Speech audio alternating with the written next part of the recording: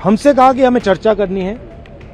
जब मैं उसका जवाब देना चाह रहा था, फिर मुझसे माइक ले लिया, ने स्टूडेंट्स पे आक्रमण किया, मारा, उन पर एक्शन, अकाउंटेबिलिटी। रात के 11:52 पूरा देश सोने की तैयारी कर रहा था, लेकिन तभी प्रधानमंत्री नरेंद्र मोदी अपने सोशल मीडिया हैंडल से एक वीडियो पोस्ट करते हैं। ना कोई बड़ा मंच, ना कोई माइक, ना कोई प्रेस कॉन्फ्रेंस। पीएम मोदी के हाथ में फोन है और वो भी सेल्फी मोड में अपना एक वीडियो मैसेज रिकॉर्ड कर डालते हैं।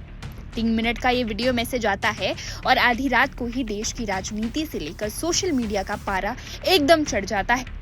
सवाल यह है कि आखिर आधी रात को ऐसा क्या हुआ कि प्रधानमंत्री को खुद सामने आकर जेनजी यानी आज के युवाओं के अंदाज में सेल्फी स्टाइल में वीडियो जारी करना पड़ा। और उससे भी बड़ा सवाल, इस वीडियो के आते ही लोकसभा में नेता प्रतिपक्ष राहुल गांधी भड़क क्यों गए?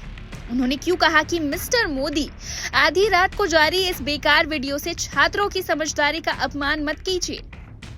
नीट पेपर लीक का मामला देश के लाखों छात्रों के भविष्य से जुड़ा है। जंतर मंतर पर छात्र लगातार प्रदर्शन कर रहे हैं। मामला कितना गंभीर है, इसका अंदाजा आप इसी बात से लगा सकते हैं कि जंतर मंतर के 1.5 किलोमीटर के दायरे में मोबाइल इंटरनेट तक बंद करना पड़ रहा है। इस बीच गुरुवार की रात 11:52 पर पीएम मोदी का 3 मिनट का सेल्फी वीडियो सामने आता है। पीएम मोदी कहते हैं, नीट पेपर लीक कोई छोटी घटना नहीं है, इससे लाखों छात्रों और उनके परिवारों को गहरा दुख पहुंचा है। सरकार आपके साथ खड़ी है। पीएम मोदी ने बताया कि पिछले 2.5 महीने में सरकार ने कई कड़े कदम उठाए हैं। आरोपियों को जेल भेजा गया है, लेकिन सबसे बड़ी खबर जो उन्होंने दी वो ये थी कि पेपर लीक मामलों के लिए फास्ट ट्रैक कोर्ट और कड़े कानूनों का मसौदा यानी ड्राफ्ट तैयार कर लिया गया है। पीएम मोदी के मुताबिक गुरुवार को ही उन्होंने अधिकारियों को निर्देश दिए थे और अधिकारियों ने रात को ही ड्राफ्ट उनके हाथ में सौंप दिया। शुक्रवार को इसे कैबिनेट में रखा जाएगा और सोमवार से शुरू हो रहे संसद के मॉनसून सत्र में इसे कानून बनाने के लिए बिल पेश किया जाएगा। फ्रेंड्स,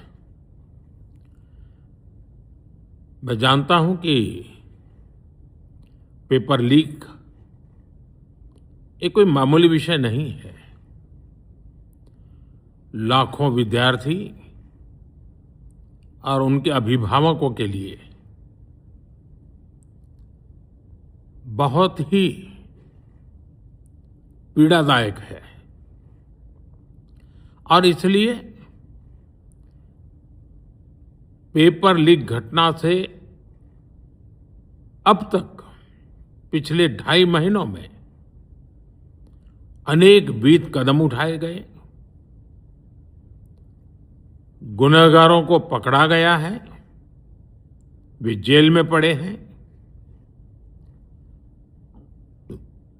हमारा सबसे महत्वपूर्ण जिम्मा था कि विद्यार्थियों का 1 वर्ष बर्बाद न हो। तत्काल परीक्षाएं लेना बहुत जरूरी था। सरकार ने अभी पूरी शक्ति का उपयोग करके कम से कम समय में 22 लाख जितने विद्यार्थियों के एग्जाम हो जाएं, इसका प्रबंध किया। और अभी 5-6 दिन पहले 19 तारीख को रिजल्ट भी आ गया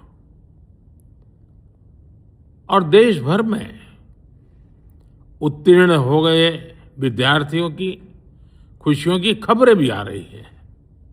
लेकिन हम वहां पर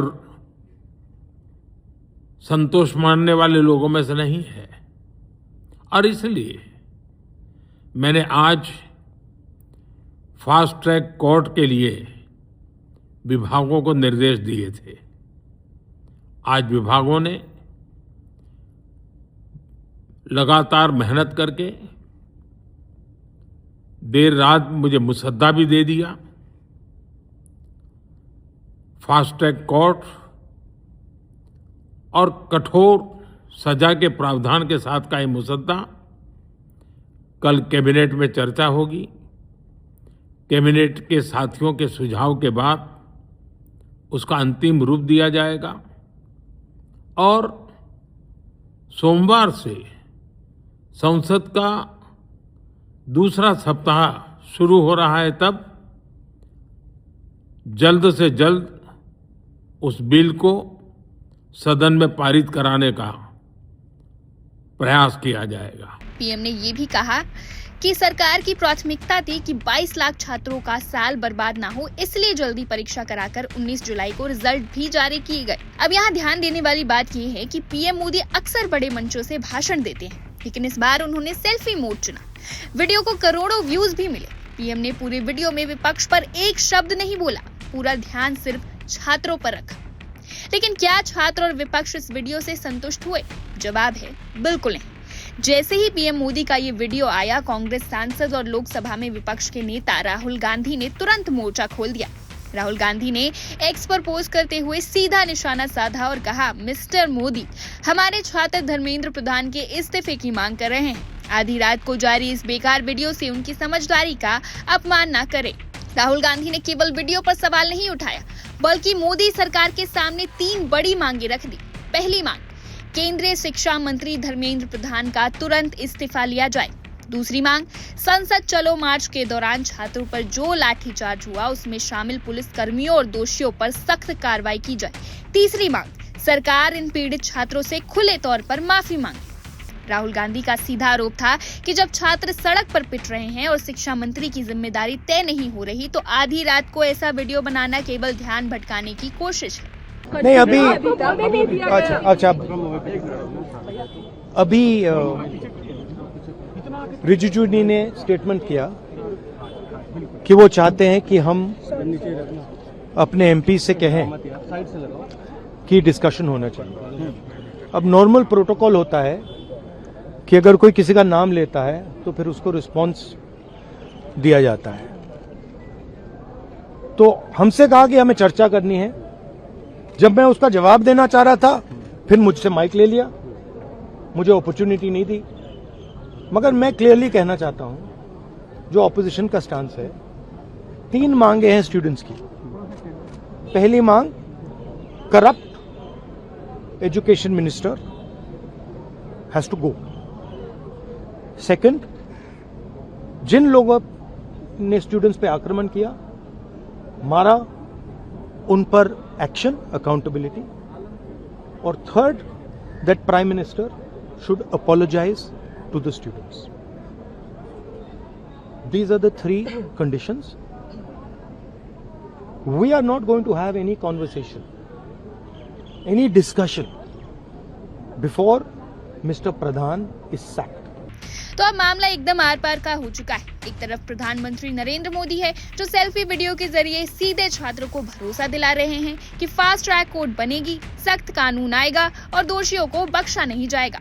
दूसरी तरफ राहुल गांधी और प्रदर्शनकारी छात्र है, जो कह रहे हैं कि सिर्फ वीडियो बनाने से काम नहीं चलेगा। जब तक शिक्षा मंत्री का इस्तीफा नहीं होता और पुलिस कार्रवाई पर माफी नहीं मांगी जाती, तब तक ये लड़ाई जारी रहेगी। शुक्रवार को कैबिनेट की बैठक है और सोमवार से संसद का दूसरा हफ्ता शुरू हो रहा है। अब सबसे बड़ा सवाल आपके सामने छोड़ जाते हैं, क्या फास्ट ट्रैक कोर्ट और नए कानून के वादे से देश के नीट छात्रों का गुस्सा शांत होगा, या फिर सोमवार को जब संसद शुरू होगी तो शिक्षा मंत्री धर्मेंद्र प्रधान के इस्तीफे की मांग को लेकर संसद से लेकर सड़क तक ऐसा भूचाल आएगा कि सरकार को बैकफुट पर आना पड़ेगा। इस पूरे विवाद पर, पीएम मोदी के इस नए सेल्फी स्टाइल पर और राहुल गांधी की मांगों पर आप क्या सोचते हैं? नीचे कमेंट करके हमें अपनी राय जरूर शेयर करें। फिलहाल बस इतना ही। देश और दुनिया की तमाम बड़ी खबरों के लिए बने रहिए वन इंडिया हिंदी के साथ। Subscribe to One India and never miss an update. Download the One India app now.